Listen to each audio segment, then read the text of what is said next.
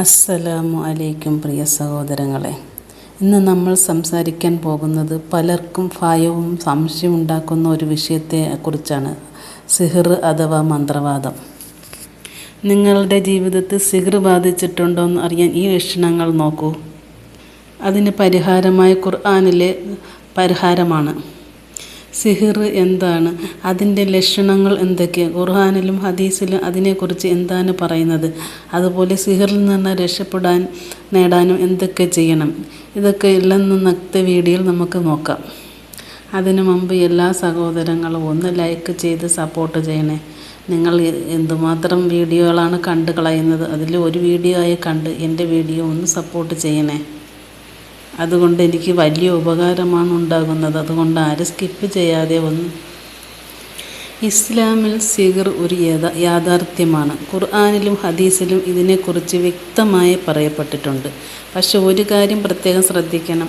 ജീവിതത്തിൽ വരുന്ന എല്ലാ പ്രശ്നങ്ങളും സിഹിർ ആണെന്ന് കരുതുന്നത് തെറ്റാണ്. ചിലപ്പോൾ സിഹിർ ബാധിച്ചവരിൽ കാണുന്ന ലക്ഷണങ്ങൾ ഇതൊക്കെയാണ്. നമ്മുടെ വീട്ടിൽ കാരണമില്ലാതെ കലഹങ്ങൾ വർദ്ധിക്കുന്നത്, ഭർത്താവും ഭാര്യയ്ക്കും പെട്ടെന്ന് അകലം തോന്നുന്നത്, നമ്മുടെ മനസ്സിൽ ഭയം, വിഷാദം ഇവയൊക്കെ ഉണ്ടാകുന്നത്, ഉറക്കത്തിൽ പിച്ചും ഭയം, ഭയങ്കരമായ സ്വപ്നങ്ങൾ കാണുന്നത്, നമ്മുടെ ശരീരത്തിൽ അമിതമായ ക്ഷീണം, അസ്വസ്ഥത, ഉറക്കമില്ലായ്മ ഇതൊക്കെ തോന്നുന്നത്. ഖുർആൻ കേൾക്കുമ്പോൾ ചിലപ്പോൾ അസ്വസ്ഥത തോന്നും. നമസ്കാരത്തിൽ നമുക്ക് മടുപ്പ് തോന്നും. ദിക്റുകളും നമസ്കാരങ്ങളും ചെയ്യാൻ മടുപ്പ് തോന്നും. പെട്ടെന്ന് ദേഷ്യം വരും. ആരെയും കാണാൻ തോന്നാതിരിക്കുക. ചികിത്സ ചെയ്തിട്ടും കാരണം മനസ്സിലാകാതെ ചില ബുദ്ധിമുട്ടുകൾ. എത്ര ചികിത്സ ചെയ്താലും അതെന്താണ് കാരണമെന്ന് നമുക്ക് മനസ്സിലാവുകയില്ല. സിഹിറും കണ്ണീറും ഉണ്ടായ നമ്മുടെ ജീവിതത്തിലുണ്ടാകുന്ന പ്രശ്നങ്ങൾ വളരെ വലുതാണ്. അത് നമുക്ക് ഒരിക്കലും നികത്താൻ പറ്റാത്ത വിധത്തിലായിരിക്കും നമ്മുടെ കാര്യങ്ങൾ പോകുന്നത്. അതുകൊണ്ട് ആദ്യം അള്ളാഹുവിൽ പൂർണ്ണ വിശ്വാസം വയ്ക്കുക. അതുകൊണ്ട് മാത്രമേ നമ്മുടെ ജീവിതം മുമ്പോട്ട് പോവുകയുള്ളൂ. സിഹിർ, കണ്ണേറ്, ദോഷങ്ങൾ എന്നിവയിൽ നിന്നും രക്ഷ നേടാൻ പല ഉലമാക്കളും ചില സൂറത്തുകളും ആയത്തുകളും ഇവിടെ ചൊല്ലുവാൻ നിർദ്ദേശിച്ചിട്ടുണ്ട്. സിഹിർ ബാധിച്ചവർ അത് മാറുന്നതിന് വേണ്ടി രാത്രി ഉറങ്ങുന്നതിന് മുമ്പ് ഒരു ഗ്ലാസ് വെള്ളം എടുക്കുക. അതിലാദ്യം ഫാത്തിഹ സൂറത്ത് 7 വട്ടം ഓതുക. ഇഖ്ലാസ് സൂറത്ത് 7 വട്ടം ഓതുക. ഫലക്ക് സൂറത്ത് 7 വട്ടം ഓതുക. നാസ് സൂറത്ത് 7 വട്ടം ഓതുക. അതിനുശേഷം സൂറത്തുൽ യൂനുസിലെ 81-ാമത്തെ ആയത്ത് 7 പ്രാവശ്യം ഊതുക. ഈ 81-ാമത്തെ ആയത്ത് ഓതുന്നതിലൂടെ അത് സിഹിറിനെ കുറിച്ച് പറയുന്നതാണ് ആ സൂറത്ത്, ആയത്ത്. ആ ആയത്താണ് ഇത്. മൂസാ നബി അലൈഹിസ്സലാം പറഞ്ഞ, നിങ്ങൾ കൊണ്ടുവന്നത് സിഹിറാണ്, തീർച്ചയായും അള്ളാഹു അതിനെ നശിപ്പിക്കുന്നവനാണ്. ഈ ആയത്ത് ഇതെല്ലാം ഊതി അതിന് ശേഷം വെള്ളത്തിൽ കുടിക്കുക. കിടക്കുവാൻ നേരത്ത് കുടിക്കുക.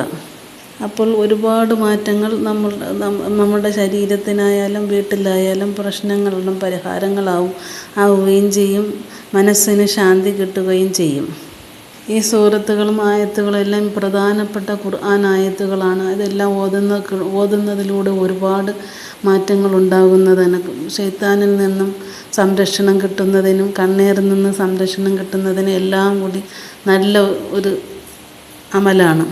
അതുകൂടാതെ നിങ്ങൾ സ്ഥിരമായ ആയത്തെക്കുറിച്ച് സ്ഥിരമായി ഓതുക. സൂറത്തുൽ ബഖറ വീട്ടിൽ ഓതാൻ ശ്രമിക്കുക. കാരണം ശൈത്താൻ സൂറത്തുൽ ബഖറ ഓതുന്നത് വീട്ടിൽ നിന്ന് അകന്നു പോകുന്നതിന്, ശൈത്താൻ അകന്നു പോകുന്നത് നല്ലതാണ്. അതുപോലെ ദുആ ചെയ്യുക. നമസ്കാരം കാത്തു സൂക്ഷിക്കുക. ദിക്റുകൾ വർദ്ധിപ്പിക്കുക. അള്ളാഹുവിനോട് കരഞ്ഞു പ്രാർത്ഥിക്കുക. ഒരു പ്രധാന കാര്യം ഇവിടെ താവീസ്, മന്ത്രം, ശിർക്ക് കാര്യങ്ങൾ, പണം വാങ്ങി ആളുകളെ ഭയപ്പെടുത്തൽ ഇവയിൽ നിന്ന് നമ്മൾ അകലം നിൽക്കണം. എല്ലാം ശിഫ നൽകുന്നവർ നമ്മുടെ അള്ളാഹുവാണ്. അള്ളാഹുവിൽ മാത്രം അഭയം പ്രാപിക്കുക. മറ്റുള്ളവരിൽ പണം കൊടുത്ത് ശിർക്ക്, കണ്ണേർ ഇതിൽ നിന്നൊക്കെ മോചനം നേടാൻ വേണ്ടി ഒരുപാട് പേർ മന്ത്രവാദം അത് വേണ്ടിയൊക്കെ ചെയ്യുന്നുണ്ട്. അതിൽ നിന്നെല്ലാം മാറി നിൽക്കണം. എല്ലാം നൽകുന്നവൻ അള്ളാഹുവാണ്.